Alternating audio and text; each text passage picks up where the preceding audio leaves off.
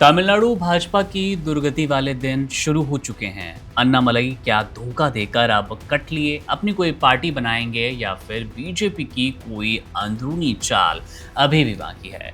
तमिलनाडु भाजपा की राजनीति में बड़े भूचाल का दिन है। 5 जून को राज्य भाजपा के पूर्व अध्यक्ष और पार्टी के सबसे चर्चित चेहरों में से एक के अन्नामलई ने पार्टी छोड़ दी और भाजपा नेतृत्व ने उनका इस्तीफा भी स्वीकार कर लिया। ये घटनाक्रम इसलिए भी महत्वपूर्ण माना जा रहा है क्योंकि हाल ही में अन्नामलई ने दिल्ली में केंद्रीय गृह मंत्री अमित शाह समेत भाजपा के शीर्ष नेताओं से मुलाकात की।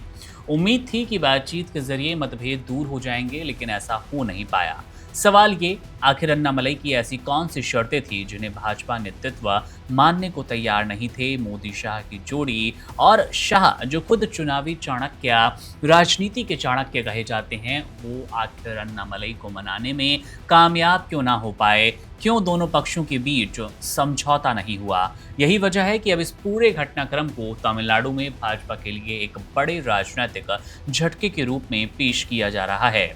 मीडिया रिपोर्ट्स के मुताबिक अन्नामलई की पहली और सबसे महत्वपूर्ण शर्त तमिलनाडु में भाजपा की स्वतंत्र राजनीतिक पहचान को लेकर थी। उनका मानना था कि पार्टी एआईएडीएमके जैसे क्षेत्रीय दलों के सहारे आगे बढ़ने की बजाय अपने दम पर संगठन मजबूत करना चाहिए। पार्टी को अपनी पहचान बनानी चाहिए, न कि किसी सहयोगी के बल पर सत्ता हासिल करने की कोशिश की जाए।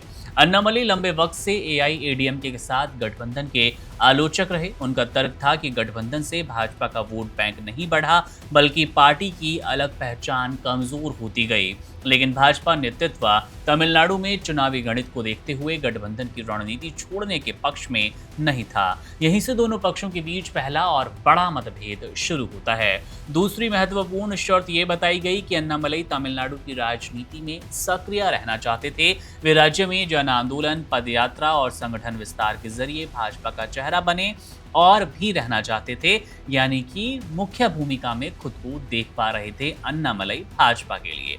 इसके विपरीत पार्टी नेतृत्व उन्हें राष्ट्रीय राजनीति में बड़ी भूमिका देने पर विचार कर रहा था। राज्यसभा भेजने या दिल्ली में महत्वपूर्ण जिम्मेदारी देने जैसे विकल्प पर भी चर्चा बताए गए, लेकिन अन्नामलई कथित तौर पर तमिलनाडु छोड़ने के लिए तैयार बिल्कुल नहीं थे।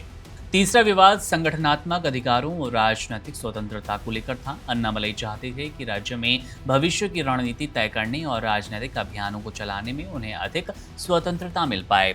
उनका मानना था कि पिछले कुछ वर्षों में उन्होंने भाजपा में और भाजपा के लिए तमिलनाडु में एक नई ऊर्जा पैदा की, इसलिए संगठन के बड़े फैसलों में उनकी निर्णायक भूमिका होनी ही चाहिए। लेकिन भाजपा नेतृत्व सामूहिक नेतृत्व और केंद्रीय रणनीति के तहत आगे बढ़ना चाहता था। इन मतभेदों के कारण दिल्ली में हुई बैठकों के बावजूद कोई समाधान नहीं निकल पाया। अन्नामलई अपनी प्रमुख मांगों से पीछे ना ही हटते नजर आए और ना ही भाजपा नेतृत्व अपनी रणनीति बदलने को तैयार हुआ। आखिरकार स्थिति ऐसी बनी कि दोनों पक्ष अलग रास्तों पर चलने के लिए मजबूर हुए और अन्नामलई ने अब अपना इस्तीफा अमित शाह को भाजपा नेतृत्व को सौंप दिया है और उनका इस्तीफा स्वीकार भी कर लिया गया है भारतीय जनता पार्टी की ओर से। राजनीतिक दृष्टि से अगर आप देखें तो अन्नामलई का जाना भाजपा के लिए नुकसानदेह साबित होगा। पिछले कुछ वर्षों में उन्होंने युवाओं, पहली बार वोट देने वाले मतदाताओं और भाजपा के जमीनी कार्यकर्ताओं के बीच मजबूत पहचान बनाई।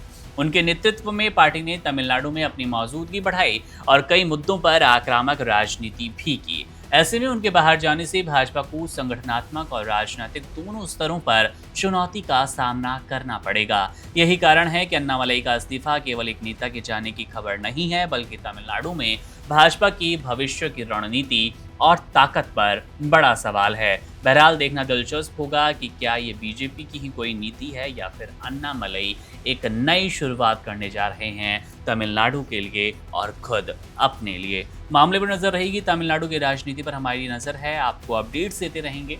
मेरा नाम है मुकुंद। आप बने रहिए वन इंडिया के साथ। शुक्रिया। Subscribe to One India and never miss an update.